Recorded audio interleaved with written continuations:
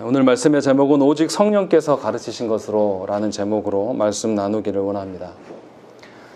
우리가 금방 읽은 고린도전서 2장의 말씀은 교회 역사 가운데서 가장 그 해석이 바르지 못하고 또 적용이 합당하지 못했던 본문들 중에 하나입니다. 실제로 지금도 한국 교회 안에서 이 본문에 대한 그 적용에 대한 오해가 굉장히 심각합니다. 오늘 말씀에서는 어떻게 이것을 오해하고 있는가, 이것에 대한 언급을 잠깐 하고, 또 그렇다면 오늘 본문에서 말씀하시고자 하는 바가 무엇인가, 이것을 바르게 해석하고 적용해보는 시간을 갖겠습니다. 오늘 본문에서 본문을 볼 때에 앞선 2장 1절부터 9절까지의 언급들이 없이 방금 읽은 부분들만 우리가 딱 따서 이야기를 하면 굉장히 오해될 소지가 굉장히 큽니다.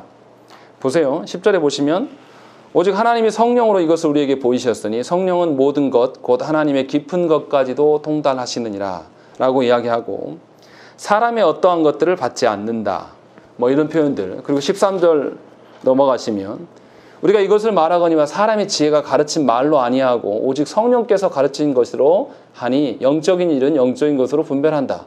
14절에도 육에 속한 사람은 하나님의 성령 일들을 받지 아니하나니 라고 되어 있어요.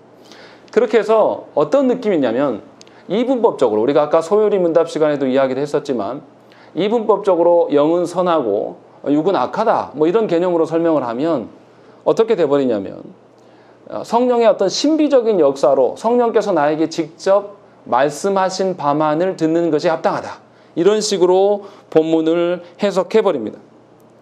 그래서 어떻게 되냐면 은사주의자들이, 순복음 교회들이 자주 활용하는 본문이 바로 오늘 읽은 본문입니다. 그래서 하나님께서 주신 지혜를 바로 성령님이라고 간주하는 것이고, 성령께서 사람의 말로 아니하고 사람의 가르치는 것이 아니라 직접 와서 말씀하신다, 이렇게 이야기를 하는 것이죠. 그래서 성령의 그 나타남을 뭐로 보냐면 은사로 보는 것이죠. 그래서 은사로 나타남이 바로 성령께서 우리에게 하고자 하신 말씀이다, 이것을 강조하게 되는 것입니다. 그렇게 해서 결국 어떻게 됩니까? 사람의 이해나, 그러니까 사람의 이성을 활용한 어떤 이해나, 그 다음에 논리적인 어떤 설교로 인하여서 하나님의 뜻을 밝히는 것을 거부하게 됩니다. 이런 식으로 본문을 보게 되면. 그리고 어떤 식으로 보냐면 성령의 신비적인 현상만을 집중하고 그것에 대해서 집착을 합니다. 그것이 하나님의 뜻이다라고 이야기를 하는 것이죠. 실제로 이러한 일들은 우리 주변의 신앙인들 가운데 아주 빈번하게 일어나고 있는 일입니다. 아무리 말씀대로 성경을 가르쳐도요, 뭔가 환상 하나 보면 다 뒤집어집니다. 절대로 설교 말씀 듣지 않아요. 그리고 오히려 설교를 무시합니다. 저 목사가 은사의 경험이 없어서 이렇다라고 오해하게 되는 근거의 본문이 오늘 본문으로 삼는다는 것이죠. 왜 이런 현상이 일어납니까? 자기가 성경을 읽어도 보여지는 부분만 보여지거든요. 우리도 그렇지 않습니까? 우리도 먹어본 음식만 더 먹게 되는 그런 형태처럼, 아이들이 편식하게 돼서 뭔가 자람에 이상이 생기는 것처럼 하나님의 말씀에 대한 어떤 균형이 없기 때문에 자신이 오해된 관점으로 말씀을 바라본다는 말이에요. 그래서 자신이 원래 생각했던 것과 일치되는 말씀이 나오면 그것을 강조해버리는 형태를 가져간다는 것이죠. 그것이 이제 성경 해석에 대한 큰 오류로 남게 된다는 것입니다. 그렇기 때문에 오늘 본문을 읽을 때는 반드시 앞선 본문들과 연계해서 읽어야 됩니다. 2장 6절부터 하나님의 지혜와 세상의 지혜를 비교하면서 하나님의 뜻을 아는 방편은 오직 성령의 역사임을 강조했습니다. 이 말은 뭐냐면 성령께서 오셔서 말씀을 깨닫게 하시고 말씀의 그 주역 되신 예수 그리스도의 행하심이 우리에게 무슨 유익이 있는가를 알게 하셔서 온전히 삼위 하나님께 붙들려가는 이 이야기를 하고 있는 것이에요. 그것에 대한 연장으로서 오늘 본문이 있는 것이라는 것이죠. 그런데도 그러한 어떤 연계됨 없이 그리스도를 빼고, 앞에서 분명히 2장 1절부터 6절까지의 그리스도에 대한 강조들이 드러나 있고 그리스도로 말미암아 우리의 구원의 어떠함을 이야기를 하고 있는데도 그것을 빼버리고 10절부터 마지막 16절까지 읽게 되면 이렇게 활용될 수가 있다는 것입니다. 또 이와는 반대로 이 본문을 다르게 쓰는 부류들이 또 있습니다. 하나님의 그 지혜의 방점을 찍는 것이죠. 그래서 어떻게 합니까? 성경을 엘리트주의적인 관점으로 성경을 보게 되는 것입니다. 그래서 계속 감추어진 지혜를 강조합니다. 하나님께서 지혜를 누구에게 감추어 놓고 특정 누구에게 이것을 지혜를 열려놨다라고 해서 이 하나님의 지혜를 아는 자들을 누구라고 설명하냐면 전문가들이다라고 많이 생각을 하게 되는 것이죠. 그래서 일반적인 어떤 목회자의 설교로서의 이 본문을 받아들이지 않고 어떤 전문가를 존경하는 형태가 우리 교회, 한국 교회 안에 굉장히 팽배해 있는 것입니다. 그래서 어떻게 합니까? 엘리트주의가 교회에 들어왔어요. 그래서 목사가 신학교의 어떤 교육으로서 성도들이 만족하지 않습니다. 어떤 목사를 청빙하기를 원합니까? 요즘은 시골교회도요, 외국 물먹은 목사들을 오기를 원해요. 일반적인 목사 받지 않습니다. 그렇게 해서 뭔가 엘리트주의가 교회를 점령하기 시작을 해버렸어요. 그러니까 교회의 정체성이나 존재 방식도 그리스도가 아닌 전문가한테 이 일들을 맡기기 시작합니다. 그래서 교회가 관심을 갖게 되는 것이 어떤 식이냐면 모든 것을 전문가에게 맡기려고 하는 것입니다. 전도하는 것도 뭐 어떻게 합니까? 뭔가 전도에 전문가가 있다 그러면 그분을 초청해요. 전도는 그런 것이 아니죠. 우리 성도들이 하나님의 말씀을 통해서 알고 깨달은 말씀대로 우리가 한번 그대로 살아볼 때에 성령께서, 삼위 하나님께서 우리에게 어떻게 역사하심이 우리에게 체득되어진 그런 것들이 드러나서 정말 기쁨이 머금어진 그 상태로 나아가서 삼위 하나님을 증거하는 것이 전도인 것이지, 사람들을 어떻게 동원해 오고 사람들을 어떻게 많이 이끌어오는 것이 전도가 아니에요. 그런데 놀라운 것은 한국교회 안에서 전도의 새로운 어떤 기술법 이런 것들을 가르치고 그것에 집착하면서 나는 무슨 과정을 해냈다라고 하면서 자랑하는 것이 한국교회 현실이고, 또 어떤 영적인 것도, 어떤 영적의 변화들도 삼위 하나님께서 주도하심을 믿지 않아요. 전문가의 어떠한 것을 믿기 시작해서 어떻게 합니까?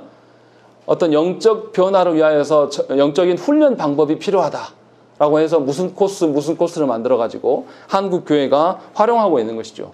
또 교회 성장도, 교회 성장의 주인인 하나님이신데 이 교회 성장을 하나님으로서 뺏어와서 전문가에게 맡깁니다. 그래서 어떤 교회에서 이런 방법으로 우리가 커졌다라고 하면 수많은 목사들이 그 교회에 가서 그것을 배워와서 그것을 적용하려고 합니다. 이게 교회의 성장 전략이에요. 또 사람들의 필요를 채워야 돼요. 많이 모아야 되니까. 그래서 사람의 입맛에 맞는 치유법을 개발해내고, 또 주일학교 교과과정도 기존의 그 성경 공부 방식은 너무 재미가 없고 애들이 흥미를 잃는다. 그래서 애들이 확실히 뛰어놀 수 있는 어떤 그런 프로그램들을 개발하고, 그리고 그 교과 과정을 강조하는 어떤 그런 것이 교회 안에 이미 들어와 있습니다. 그것뿐입니까? 우리가 부르는 교회 음악과 교회 예배 음악도 다 그렇게 변질되어 버렸어요. 그래서 대형교회들은 교회의 예배 음악 전담하는 누가 필요한 거냐면 찬양 사역자가 필요로 하게 되고, 분명히 목사인데 말씀을 모르고 음악을 전공한 사람들을 불러다 놓고 이 일들을 진행하고 있어요. 교회 성가대도 누가 합니까? 음악 전공자들이 성가 지휘를 해요. 그 사람이 믿는지 안 믿는지 상관없어요. 그 사람이 불신자여도 상관없고 그냥 음악적으로 외국에서 박사학위 따오는 뭐 그런 분들, 아니면은 뭐 어떤 시 교향악단에서 뭐 어떤 뭐 지휘자를 한다든가, 이런 분들을 교회에 예배의 음악을 맡기고 우리가 행하고 있는 것이죠. 이렇게 생각하는 이유들은 뭐냐면 전부 다 어떤 식이냐면 하나님께서, 성령께서 우리에게 역사하심이 아니라 하나님께서 감추어진 지혜를 강조하셨는데 그 감추어진 지혜는 전문가들에게 있다, 이렇게 보는 거예요. 자기식대로 해석을 해서. 그래서 교회 안에 이 엘리트주의가 복음의 핵심인 그리스도를 제외시켜버리고 온전히 그 사람이 얼마나 더 잘 설명하고 저 전문가다움인가, 이것으로서 교회의 정체성과 존립 방식을 한국교회가 언제부터 택해 왔다는 것이죠. 이것에 신자들이 아주 익숙해져 버렸습니다. 그래서 말씀대로 가르치는 목회자가 중요한 게 아니라 목회자의 스펙이 훨씬 더 중요한 것이고, 목회자가 어느 소속이냐 이런 걸로 따져나가는 것이 우리의 현실이 되어버린 것이죠. 고린도 교회하고 똑같은 거예요. 이 사람이 누구 파냐 따진 것처럼 한국교회 현실이 바로 이렇게 돼버렸다는 것이죠. 이것에 대한 오해됨의 출발이 뭐냐면 본문 해석에 대한 오해예요. 심각한 오해. 자기가 보고 싶은 대로 보는 이 양극단, 교회 안의 엘리트주의와 또 교회 안의 어떤 신비주의, 지성주의, 이 양극단들이 사실은 같은 겁니다. 함께 다 맞닿아 있는 거예요. 무슨 말입니까? 둘 다, 양쪽 다 하나님이 말씀하시는 바에서 무엇인가를 시작하려고 하는 마음이 없어요. 자기 입장에서 무언가를 시작하는 그런 방식으로 신앙인됨, 교회됨을 찾으려고 한다는 것이죠. 그렇기 때문에 양극단으로 가 있는 거예요. 자기가 본 환상, 자기가 체험한 어떤 신비적인 일들, 이것에서 하나님의 어떠함을 출발한 거예요. 자기에서 출발한 거죠. 엘리트주의도 마찬가지입니다. 자기가 엘리트주의를 좋아하고 뭔가 전문가를 선호하기 때문에 자기 입장에서 출발한 거예요. 둘 다 하나님에서부터 출발한 게 아니라 자기 입장에서 출발한 것입니다. 이것이 굉장히 큰 문제라는 것입니다. 그러니까 교회에 하나님의 말씀이, 하나님의 역사하심이 분명히 말씀에서는 성령께서 역사하셔서 배움이 없는 자나 있는 자나 다 하나님의 말씀을 깨닫게 하신다라고 분명히 하시는데 우리 시대는 어떻습니까? 뭔가 학식이 있는 사람만 뭔가를 할 수 있는 것처럼 생각을 하고 뭔가 부족하면은 다 신비적인 방법으로 처리하려고 하는 이런 양극단이 우리한테 있다는 것이 이것이 뭐냐면 그리스도께 모든 것을 맡겨드리면서 우리는 이해할 수 없으나 그리스도께서 그렇게 하시겠다고 또 그렇게 하셨기 때문에 믿는 거기에서 출발한 것이 아니라 내 방식대로 사람의 입장에서 모든 것을 생각하고 이해하고 그것을 행해왔기 때문에 이러한 일들이 우리 가운데 있다라는 것이죠. 이렇게 성경을 바라본 자들의 이런 사람들이 성경을 어떻게 적용하겠습니까? 자신의 입장에 비추어서 성경을 적용하는 거예요. 자신의 환경이 그렇지 못하면 하나님도 필요 없는 거죠. 하나님이 그렇게 분명히 우리가 십계명의 말씀을 교독하는 이유는 뭡니까? 그냥 주문으로 암송하는 게 아니에요. 이 말씀의 원리대로 내가 지금 살고 있는가 점검하시고 그것을 가지고 나의 죄됨을 하나님께 나아가는 거예요. 하나님 도움을 구하는 거예요. 그런데 그것이 아니고 자신의 형편대로 바라보는 거예요. 뭐 다른 거 필요 없지 않습니까? 하나님께서 주일 성수에 대한 이야기를 하실 때도 어떻게 해요? 6일 동안 열심히 살아라. 최선을 다해 살아라는 구절이 분명히 나오는데 정말 저와 여러분들이 하나님의 방식대로 최선을 사셨냐고요. 그런 것을 가지고 나와서 하나님께 기도하고 있는지 우리가 생각을 해봐야 된다는 것이죠. 그렇지 않고 그냥 우리 방식대로 내 입장과 어떤 내 편리대로 무엇인가를 생각하고 내 현실을 반영한 어떤 것에 근거하여서 말씀을 이야기하면 저와 여러분들은 신비주의자 또 아니면 완전히 전문가를 선호하는 이성주의에 함몰된 뭔가 이런 식으로 우리가 될 수밖에 없다는 것이죠. 그러니까 교회가 이 본문에 대한 오해들, 내 입장에서 생각하는 오해들로 드러나는 것이 뭐냐면 신비주의와 초지성주의가 우리 가운데 생겨난다는 것입니다. 그러나 하나님의 역사는 그런 것이 아닙니다. 하나님의 역사는 삼위 하나님으로부터 오는 것이에요. 우리가 다 이해할 수 없고 우리가 다 볼 수 없고 우리가 하나하나라도 예측할 수 있는 것이 하나도 없어요. 다 하나님께 의지하고 설 때에 이것이 가능하다는 것입니다. 그러니까 분명히 하나님의 그 어떠하심에 근거하여서 우리가 살아야 되는 것이죠. 그래서 이러한 현상에 대해서 윌리엄 바클레이가 뭐라고 말했냐면 성령이 없는 사람들은 마치 육체적인 몸을 넘어서서는 아무것도 존재하지 않고 물질적인 필요 이외에는 다른 필요가 없는 것처럼 산다. 물질적인 것들을 축적하는 것을 삶의 최상의 목표로 두고 살아가는 사람은 관대함이라는 것을 이해하지 못하고 이 세상을 넘어서는 생각이 없는 사람들은 하나님의 것을 이해할 수 없다라고 양극단을 비판하고 있습니다. 분명하게 우리가 알아야 될 것들은 물질에 가두어져 있는 어떤 신앙생활을 행해서도 안 되지만 하나님의 신비의 영역들에 대해서 또 닫아놓고 있어서도 안 된다는 것이죠. 우리를 뛰어넘는 하나님, 우리 위에 서 계시는 하나님, 초월자 되신 하나님께서 우리의 삶에 우리에게 이성을 주셔서 우리의 의지를 주셔서 우리의 정서를 주셔서 하나님의 일하심이 분명히 동시에 존재함을 우리가 인정하고 고백해야 돼요. 그렇기 때문에 우리에게서 출발함이 아니라 하나님께서 출발함이 우리 가운데 있어야 된다는 것이죠. 이것이 없으면 어떻게 됩니까? 우리 시대에 봐보세요. 저도 목사지만요. 저희 선배들 시대에 갖고 있었던 신학적인 책들과 우리 신학적인 책들의 그 분량은 엄청나게 차이가 납니다. 우리 윗 선배들은 책이 없었어요. 책 구하기도 힘들었고 사실은 그런 것들을 갖추기가 힘들었어요. 근데 요즘 시대는 어떻습니까? 마음만 먹으면 여러분들, 성도인 여러분들도 얼마든지 신학에 대한 공부들을 할 수 있어요. 실제로 목회하지 않아도 신학 공부하는 분들 꽤 많이 신학교 옵니다. 무슨 말이냐면 그렇게 많은 것들이 우리 가운데 지성적으로 열려 있어요. 할 수 있는 구조 가운데 있다는 것이죠. 그런데 이상한 건 무엇입니까? 그렇게 열려져 있는 시대인데 교회가 성경적이고 교회가 정말로 하나님의 말씀대로 세워져가는 교회가 지천에 널려 있습니까? 그렇지 않다라는 것이죠. 무슨 말씀이에요? 아무리 지성적이거나 아무리 신비적으로 어떻게 한다고 해도 하나님의 입장에서 출발하지 아니하면 아무런 의미가 없다라는 것입니다. 결국은 다 사람 생각일 뿐이에요. 그러니까 아무리 교리를 많이 알고 아무리 은사 체험을 많이 한다고 해도 하나님과 상관없을 수가 있다는 것이죠. 실제로 상관이 없어요. 그렇기 때문에 성도들이 마음 놓고 교회를 갈 수가 없는 것이에요. 이사간 소경민 집사님에게 교회를 소개하려고 해도 목사님 제가 찾아봐도 마음 놓고 보낼 교회가 동네마다 없어요. 그래서 심각한 것은 뭐냐면 바른 교회를 찾아가려면 차를 몰고 움직여야 돼요. 이것이 우리 시대의 모습입니다. 분명하게 신학적인 책들은 넘쳐나고 매체들을 통해서 말씀은 쏟아져 나오는데 우리는 어떻습니까? 하나님의 어떠하심을 볼 수가 없는 구조 가운데 놓여 있다는 것이죠. 왜 이러느냐?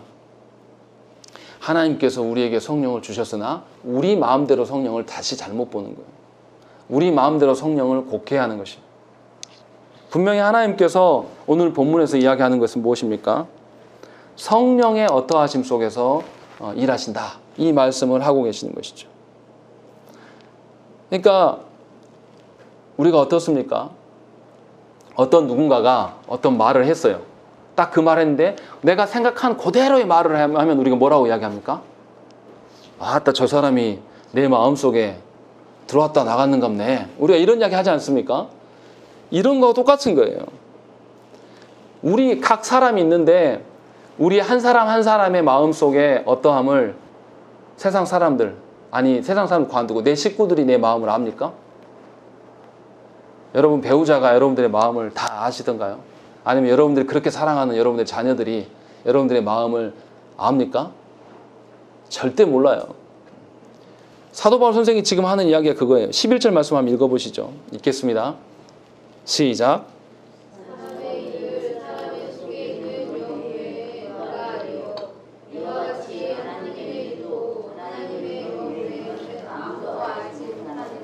예, 사람의 마음을 그 사람밖에 모른다. 그런 것처럼 하나님의 일이라면 하나님밖에 아시는 것이 마땅하지 않냐라고 이야기를 하고 있는 것이죠. 그렇기 때문에 하나님이 어떤 일을 하시고 어떻게 행하고 싶어 하시는가에 대해서는 성령 하나님의 역사 외에는 우리가 알 길이 없다. 지금 그 이야기를 하고 있는 것이죠. 그러니까 사람이 하나님을 아는 것은 하나님께서 자신을 직접 사람에게 계시해 주실 때에만 가능합니다. 하나님께서 성령을 통해서 자신을 분명하게 계시하는 것이죠. 그렇기 때문에 저와 여러분들은 성령의 사역을 통해서 하나님의 일을 조금씩 알아가는 거예요. 사람의 어떠함에 의한 것이 아니라 성령의 일하심으로 말미암아서 우리가 겨우 삼위 하나님을 안다라는 것이죠. 그러니까 성령의 역사하심이 없는 사람들은 그 사람들이 교회 안에 있을지라도 성경을 보고 자기의 노력으로 뭔가 막 열심히 한다고 할지라도 절대로 하나님의 일하심을 이해할 수 없어요. 그러니까 불신자들이 우리를 보면서 뭐라 합니까? 우리가 무엇 때문에 예배하고 있고 우리가 무엇 때문에 성경을 보고 있고 우리가 무엇 때문에 눈물을 흘리는가? 이것을 도저히 이해할 수가 없는 것입니다. 이것이 왜 그러냐면 성령의 역사하심 때문에 그렇다는 것이죠. 그런데 성령의 역사하심이 일어나면 어떤 일이 일어납니까? 전에 하나님에 대해서 전혀 몰랐던 사람도 어떻게 돼요? 성령의 역사하심을 경험하고 난 뒤에 어떻게 돼요? 자신의 죄악을 보게 되는 것이죠. 자신의 죄악의 크기가 얼마나 큰 것인가를 성령께서 알게 하시고 깨닫게 돼요. 그러고 나니까 이제는 자신의 자랑거리나 자신의 어떠함을 이야기할 수가 없게 되는 것이죠. 그래서 자신의 죄악의 그 크기 앞에서 압도되고 그로 말미암아 삼위 하나님께 의존할 수밖에 없는 지경에 이르고 만다는 것이죠. 그러니까 성령의 역사하심 뒤에 신자가 어떻게 됩니까? 겸손해지고 하나님 앞에 자신의 죄를 아뢰를 것밖에 없는 것이죠. 눈물만 흘릴 수밖에 없게 된다는 것이죠. 바울 선생도 어땠습니까? 예수 그리스도를 통해서 성령의 역사를 경험하기 전에는 자신의 출신이 어떠한 것들을 자랑했습니다. 바울은 자랑할 만한 사람이에요. 유대인들 중에서는 굉장히 뼈대 있는 집안 사람인 것이죠. 그래서 함부로 못할 사람이에요. 그랬던 그가 어떻게 됩니까? 예수 그리스도를 만나고 성령 하나님의 역사를 경험하고 난 뒤에 바울이 그때부터 자신을 괴수 중에 괴수라고 이야기를 하는 것이죠. 이러한 일들이 분명하게 우리 가운데 일어나고 이것이 하나님의 은혜로 말미암아 우리 가운데 베풀어진다는 것이죠. 그러니까 성령의 역사로 인하여서 자신의 죄악을 보게 되고 과거에 자신이 그렇게 소중히 여겼던 그런 것들이 이제 하나님 앞에서 아무런 가치가 없게 되는 것을 하나 둘씩 깨닫게 되는 거죠. 그러니까 성령께서 말씀을 통해서 깨닫게 하시면 하실수록 더 이상 세상의 가치들에 대해서 매어 살지 않는 구조 가운데 된다는 것이죠. 그러니까 여러분들이 하나님의 말씀을 지킨다는 것은 우리의 능력과 우리의 행함이 아니에요. 다시금 하나님 앞에서 출발돼야 된다는 것이죠. 이 말을 다시 적용하면 이런 거예요. 왜 여러분의 안에 가정 안에 영혼의 변화가 일어나고 여러분 삶에 하나님의 역사하심의 어떠함이 드러나지 않는가? 이것은 여러분들의 마음대로 인생을 살기 때문에 그래요. 여러분들이 늘 해왔던 방식대로 이것을 절대 뜯어고치지 않습니다. 그러나 다시 말씀드리지만 하나님께서 말씀하시는 대로 우리가 한 걸음 한 걸음 떼지 않으면 우리는 변화될 여지가 하나도 없어요. 그러니까 기존에 내가 해왔던 방식대로 기존에 내가 바라보던 그런 어떤 습관대로 하나님 앞에 예배하고 찬양하고 기도하는 것은 예전 것의 반복일 뿐이지 성령께서 우리에게 역사하심에 대한 어떤 것을 갖출 여지가 없는 거예요. 물론 하나님께서 하나님의 그 주권적인 역사로 말미암아서 우리를 역사하시면 한 번에 더 바꾸실 수 있습니다. 그러나 하나님의 하실 영역에 대해서 우리가 짐작할 수가 없어요. 그러면 우리가 어떻게 해야 됩니까? 하나님께서 하실 것에 대한 믿고 그것이 실현될 것을 전제하고 우리가 살아가야 된다는 것이죠. 그것이 우리 가운데 있어야 돼요. 그래서 12절에서 뭐라고 합니까? 우리가 세상의 영을 받지 아니하고 오직 하나님으로부터 온 영을 받았으니 이는 우리로 하여금 하나님께서 우리에게 은혜로 주신 것들을 알게 하심이라 하는 것이죠. 하나님께서 은혜로 주신 것들의 가치를 알면 우리가 어떻게 하겠습니까? 그것 중심대로 살아갈 수밖에 없는 거예요. 전에는 기도하는 일들이 그렇게 힘들고 괴로운 일이었고 전에는 말씀 보는 일이 너무나 어려워서 하기 힘들었는데 하나님의 성령의 역사하심을 믿고 의지하면서 한번 그렇게 행해봤더니 하나님의 역사하심을 알게 되고 깨닫고 나니까 이제는 기도하는 일이 재미있어요. 이제는 하나님 말씀 보는 일이 내 생명줄이 되어줄 수밖에 없다는 거예요. 이것의 역사가 우리 안에 있는 것이 아니라 하나님께서 하시는 거예요. 그렇기 때문에 저와 여러분들은 안정적이라는 것이죠. 그렇기 때문에 우리가 하나님에 대한 소망을 품고 이 세상을 살아가는 거예요. 우리 자신의 어떠함을 보면 어떻습니까? 할 수 있는 것이 하나도 없어요. 기분만 나쁩니다. 하나님의 뜻대로 사세요 사세요 이 설교 계속 들으면 여러분 어떻습니까? 나는 그렇게 안 사는데. 그렇지 않습니까? 우리가 저도 뚱뚱한 사람이라 알아요. 어떤 기분인지. 뚱뚱한 사람 보고 사람들이 어떻게 해요? 생각고 하는 말이 무슨 이야기 합니까? 있는 그대로 좋습니다. 이런 말 안 해요. 항상 뭐 하라고 하죠? 저보고 뚱뚱한 사람한테 뭐라고 합니까? 조금 드세요. 운동 많이 하세요. 이거 들으면 어떻게 해요? 기분 좋습니까? 싫어요. 왜 싫습니까? 그렇게 안 살고 있거든요. 안 살고 있으니까 정말 싫은 거예요. 그런데 하나님께서는 다르게 말씀하세요. 갈라디아서 5장 16절 17절에 뭐라고 하냐면 내가 이르노니 너희는 성령을 따라 행하라. 그리하면 육체의 욕심을 이루지 아니하리라. 이 말씀 들으면 기분이 나빠요. 17절 말씀. 육체의 소욕은 성령을 거스르고 성령은 육체를 거스르나니 이 둘이 서로 대적함으로 너희가 원하는 것을 하지 못하게 하려 함이니라. 라는 거죠. 결정타를 날리는 거예요. 바울 선생이 갈라디아서를 쓰면서 우리에게 하는 이야기 너희가 원하는 것을 하지 못하게 하려고 성령께서 행하신다. 아예 이렇게 말씀하신다는 거죠. 이거 듣고 깨달음이 있으셔야 된단 말이에요. 여러분들이 할 만하고 여러분들이 익숙한 것들을 행하면서 하나님의 역사를 소망하지 말라는 거예요. 그러면서 무슨 성령의 역사와 하나님의 일하심을 기대합니까? 여러분들의 삶은 하나도 개혁되지 않고 하나님이 명하신 바대로 살지 않으면서 자꾸 말씀대로 살아가면 무슨 소리가 들려옵니까? 그것이 아니고요. 목사님은 내 형편을 몰라서 그래요. 자꾸 자기 이야기예요. 근데 다시 말씀드리지만 제 말이 아니에요. 목사님 제 생각으로 여러분한테 말씀드리는 게 아니라 하나님께서 그렇게 말씀하셨어요. 하나님께서 그렇게 하라고 하셨단 말이에요. 그런데 무슨 항변할 게 있습니까? 하나님 하라고 하셨으면 우리가 어떻게 하면 되죠? 하나님 하라는 대로 하시면 돼요. 그럼 하나님이 결과를 이루신다니까요. 그런데 우리는 놀랍게도 어떻게 합니까? 하나님 그렇게 하라고 하셔도 우리는 거기서 무슨 이야기 합니까? 내 형편, 내 상황 이야기 계속 이야기하는 거예요. 그런데 분명히 성령께서 역사하심은 뭘 못하게 하시려고요? 여러분들이 즐거워하는 것을 못하게 하시려고 역사하시는 것을 깨달으셔야 돼요. 그렇지 않으면 우리는 하나님의 어떤 일하심 가운데 거할 수가 없어요. 요한복음 16장 8절 말씀에서 또 예수님께서 뭐라고 하십니까? 성령께서 보혜사께서 오셔서 그가 와서 죄에 대하여 의에 대하여 심판에 대하여 세상을 책망하시리라 하는 것이죠. 성령께서 오셔서 우리를 위로하시고 우리의 편이 되어주시고 우리의 소망하는 우리의 욕망을 채워주시는 뭐 그런 일을 하신다고 말씀하지 않아요. 우리가 정말 싫어하는 무슨 이야기요? 죄에 대하여 또 하나님의 의에 대하여 또 하나님의 심판에 대하여 말씀하신다라는 것이죠. 하나님께서 우리에게 죄의 문제를 논하시고 하나님의 의의 기준들을 우리에게 적용하시고 하나님 심판에 대해서 이야기를 해서 기뻐하고 거기에서 떳떳하게 나는 다 이룰 수 있는 자다라고 말할 수 있는 사람이 우리 중에 누가 있겠습니까? 아무것도 없는 거예요, 우리는. 그런데 예수께서도 직접적으로 성령이 보혜사께서 역사하시면 이런 일들을 너희 가운데 행하실 것이다 라고 말씀하신다는 것이죠. 그러니까 성령의 역사하심은 기존의 옛사람인 나를 파괴하시는 거예요. 기존의 옛 질서를 다 무너뜨리신단 말이에요. 그리고 나서야 우리가 하나님의 질서 가운데 서게 된다는 거예요. 우리가 얼마나 고집스럽냐면 하나님께서 일부러 깨트리시지 않으면 절대 우리는 갈아치우지 않는 거예요. 무슨 말씀이에요? 심한 비유로 설명하면 이런 거예요. 절대 깨끗하게 안 삽니다.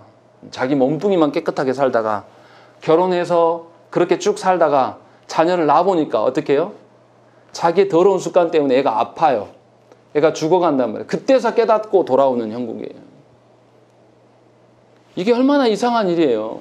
생명과 관련된 일인데 하나님께서 우리에게 그렇게 말씀하신다. 성령의 어떠하심으로 하나님 어떠하심을 보이시기 때문에 우리가 세상의 어떠한 것들 가운데 휘둘릴 이유가 없는 것이라는 것을 분명히 이야기하는데도 우리는 하나님께 돌아오지 않는다는 것이죠.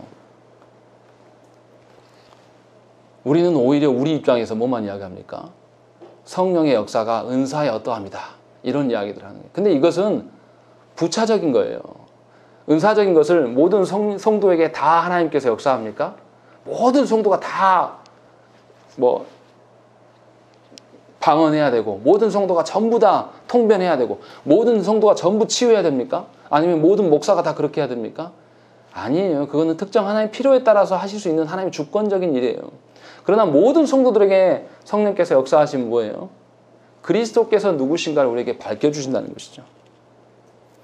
요한복음 14장 26절 말씀에 뭐라고 되어 있냐면 보혜사 곧 아버지께서 내 이름으로 보내실 성령 그가 너희에게 모든 것을 가르치고 내가 너희에게 말한 모든 것을 생각나게 하리라. 이렇게 예수님께서 친히 말씀하신다는 것이죠. 그러니까 성령께서 오셔서 하시는 일은 예수 그리스도의 가르침이 무엇인가를 알게 하시고 그것을 지키고 싶다 하는 마음을 우리 가운데 주신단 말이에요. 이것은 모든 성도에게 일어나는 일들이에요. 그렇기 때문에 우리가 이 성령의 역사하심을 그런 측면으로 바라봐야 된다는 것이죠. 그렇게 성령을 경험한 신자라면 더 이상 사람의 말과 사람의 지혜에 이제 휘둘리지는 않게 될 수 있습니다. 그러니까 언변이 뛰어난다든가 어떤 그 사람이 학식이 뛰어나서 뭐 어떻다든가 아니면 그 사람이 어떤 신유의 어떤 은사가 있어서 어떠다 이런 거에 휘둘리지 않는다는 것이죠. 13절 말씀이 그것입니다. 13절 말씀을 읽겠습니다.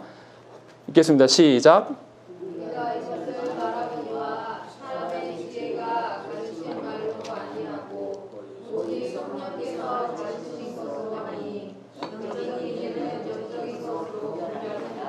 예, 13절에서 말씀하시는 것처럼 성령께서 우리 가운데서 일하심으로 말미암아서 그리스도께서 우리에게 가르치신 것으로 우리가 행하게 되고 하나님 나라를 소망할 수 있는 구조가 갖춰져 간다는 것이죠.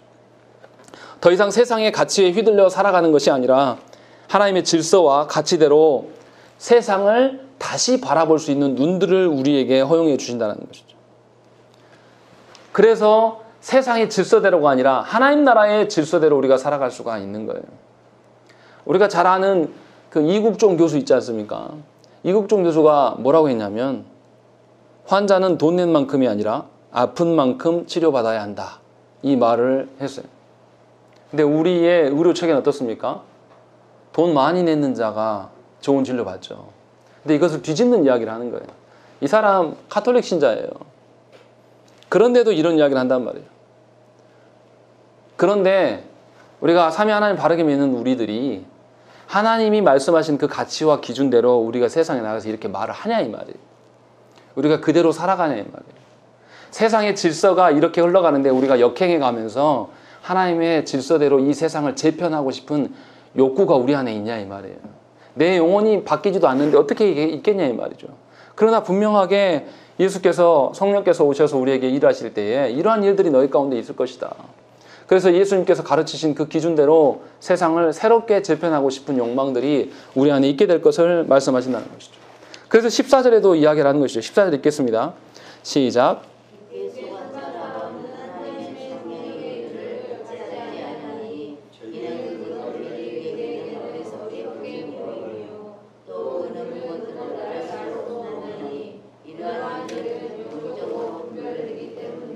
예, 육에 속한 사람은 하나님의 나라의 일들을 전혀 볼 수가 없습니다. 이해할 수도 없고 용납할 수도 없고 그렇기 때문에 하나님 나라를 소망하지 않아요. 하나님 나라의 관점으로 살아가지 않습니다. 그러나 성령의 역사하심을 경험한 신자라면 하나님 나라의 관점으로 세상을 바라보고 살아가요. 육의 어떤 기준으로 살아가는 것이 아니라 육적인 이 세상의 질서들을 보면서 하나님이 계시지 않아서 이것이 오염되고 잘못된 질서구나라는 걸 깨달아서 그 질서에 순응하는 것이 아니라 그 질서에 역행하면서 하나님 나라의 질서대로 살려고 하는 마음들이 생겨난다는 것이죠. 여러분들은 무엇 때문에 주일날 여기에 나왔습니까? 사람들에게 잘 보이려고 여러분 나와 있습니까? 아니면 기존의 방식에 매 주일을 여기 안 오면 내 양식이 꺼림쩍하고 어떤 뭐 그런 것 때문에 습관에 젖어서 나와 있습니까? 아니면 진심으로 성령께서 역사하셔서 그냥 예배만 이 시간만 딸랑 보내고 하는 그런 개념이 아니라 이 시간에 선포된 말씀을 근거로 말미암아서 내 가정을 내가 분명히 개혁하리라. 또 내가 딛고 있는 회사 생활이나 만나는 모든 이들에게 하나님 나라의 질서를 분명히 선포하겠노라. 그런 마음으로 하나님께 나와 계셨는지 점검하셔야 된다는 것이죠. 그것이 아니라면 여러분들의 행함은 아무런 의미가 없어요. 성령께서 역사하심을 이해할 수가 없어요. 그렇기 때문에 분명히 교회 안에 머물고 있지만 삼위 하나님을 전혀 알지 못하는 자로 살아갈 수밖에 없다는 것입니다. 그러니까 사명이라는 것은 어떤 특정 누군가에게만 주어진 것이 아니에요. 성령의 역사를 경험한 모든 자에게 새로운 가치와 새로운 질서가 생기기 때문에 그에게는 사명이 주어질 수밖에 없는 것이고 그 사명자처럼 인생을 살아갈 수밖에 없는 거예요. 하나님을 외면하는 질서로 이루어진 가정, 하나님의 질서가 없는 어떤 교회들을 보면서 그냥 봐줄 수가 없는 거예요. 어떻게 그 더러운 가치와 의미 없는 가치들로 영혼들이 죽어나가는 것을 그냥 두 눈 뜨고 볼 수만 있겠습니까? 그럴 수 없다라는 거죠. 그 일에 대해서 하나님의 마음을 받기 때문에 하나님의 마음으로 아파할 수밖에 없는 거예요. 더 이상 그 방식대로 머물 수가 없게 된다는 것이죠. 이것이 성령의 역사하심을 경험한 신자들에게 당연히 있어야 될 일이란 말이에요.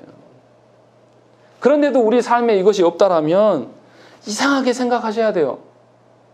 내가 왜 그리스도인인데 나는 이럴까? 왜 내가 그리스도인이면서 나는 가정의 가장인데 왜 우리 가정은 이렇게밖에 살 수 없는 것인가? 심각한 고민을 하면서 하나님께 물어야 되는 것이고, 우리 교회를 바라보면서 왜 나는 보여지는 것들로 인해서 마음이 휘둘리는가? 보이지 않는 삼위 하나님이 여전히 우리 가운데 계시고 역사하심에도 불구하고 나는 왜 보여지는 것으로 내 마음이 휘둘리는가를 이상하게 여겨야 된다는 것이죠. 그리고 그것이 우리 가운데 자연스러운 일이 되면 안 돼요. 그러한 생각들이. 그런데 놀라운 것은 우리가 보고 있는 교회의 현실, 우리 시대의 모습은 어떻습니까? 하나님의 질서가 아닌 것들이 자연스러운 거예요. 도리어 하나님의 질서대로 행하는 사람들을 보고 뭐라고 합니까? 너 그렇게 목회하면 성공 못해. 너 그렇게 하면 교회가 될 것 같냐? 너 그렇게 하면 네 자녀들이 세상에서 잘 될 것 같냐? 하나님의 질서와 정반대되는 이야기들이 우리 가운데 자연스럽게 통용되는 거예요. 말하지 않아도 다 알고 있는 거예요, 우리가. 그럼 이상하게 생각을 해야 됩니다. 성령 하나님께서 과연 나에게 역사하신 게 맞는가? 삼위 하나님께서 혹 나를 버리신 것이 아닌가? 라는 그런 마음들이 우리 가운데 있어야 된다는 것이죠. 그것을 이야기한 것이 15, 16절이에요. 15, 16절 말씀 읽겠습니다. 시작.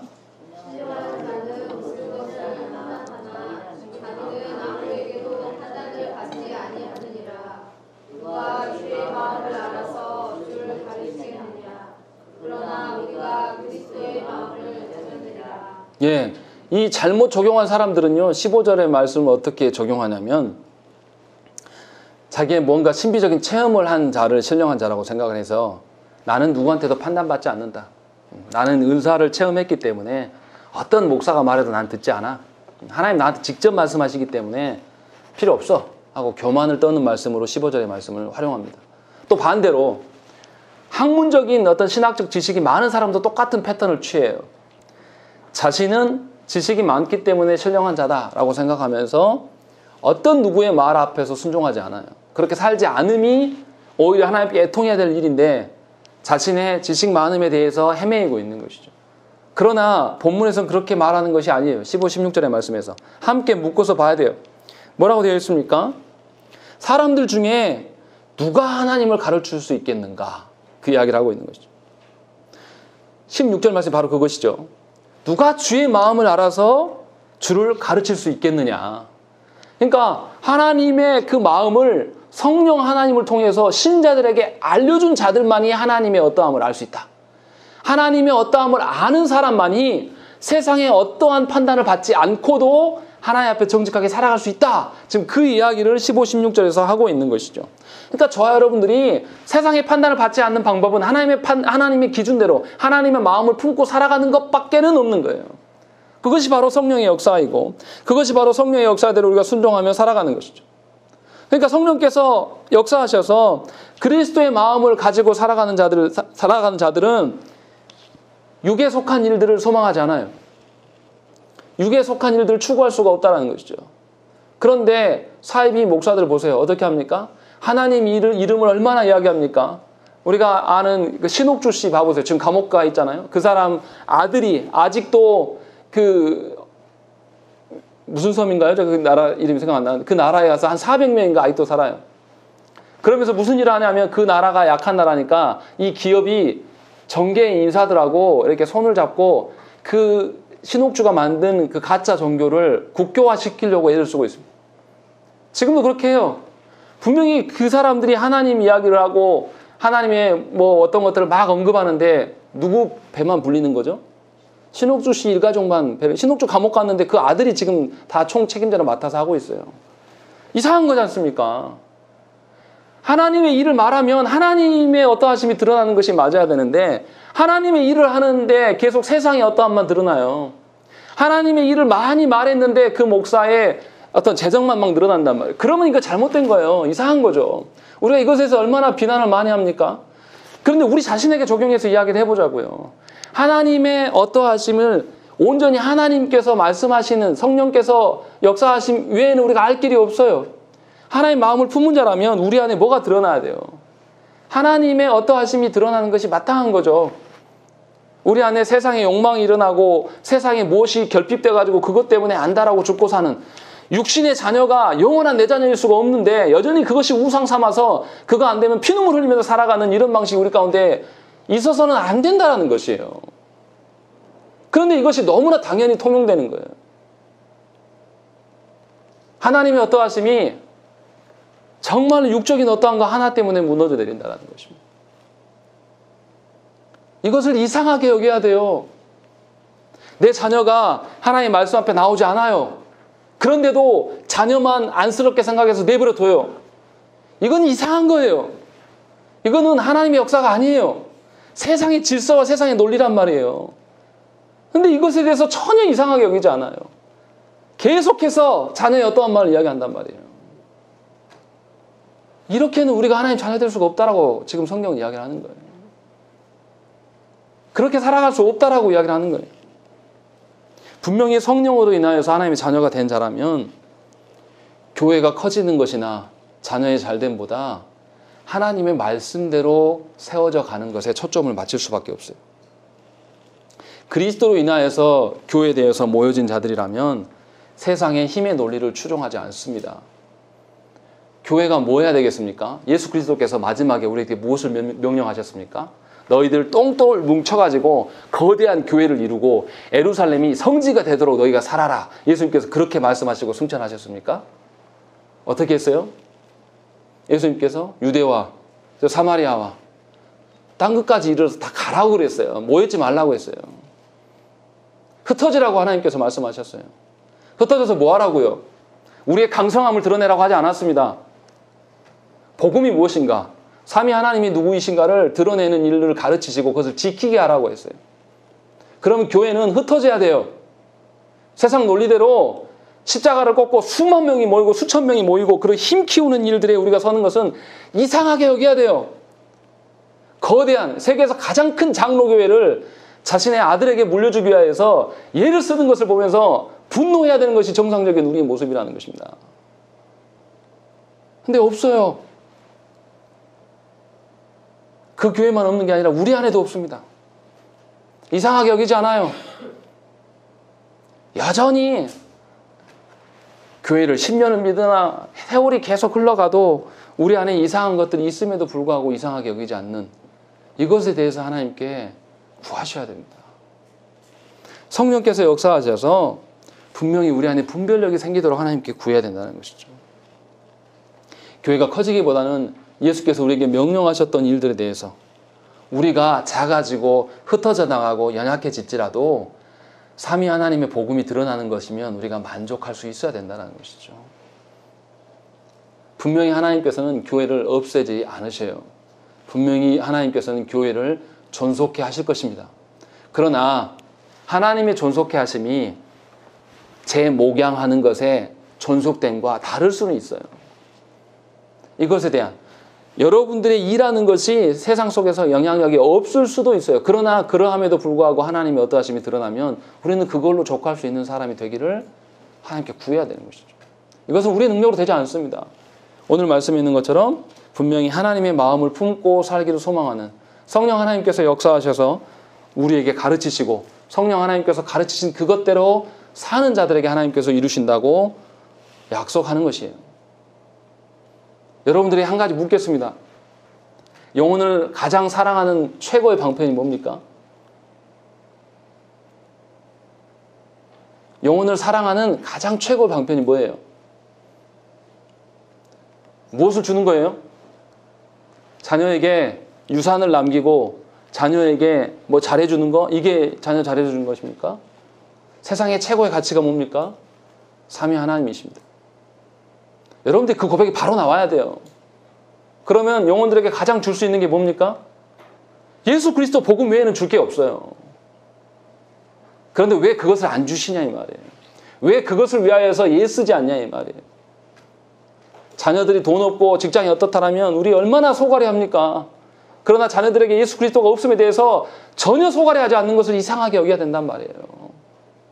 다시 말씀드리지만 영혼을 가장 사랑하는 것은 성령께서 가르치는 것을 주는 거예요. 성령께서 누구를 가르치십니까?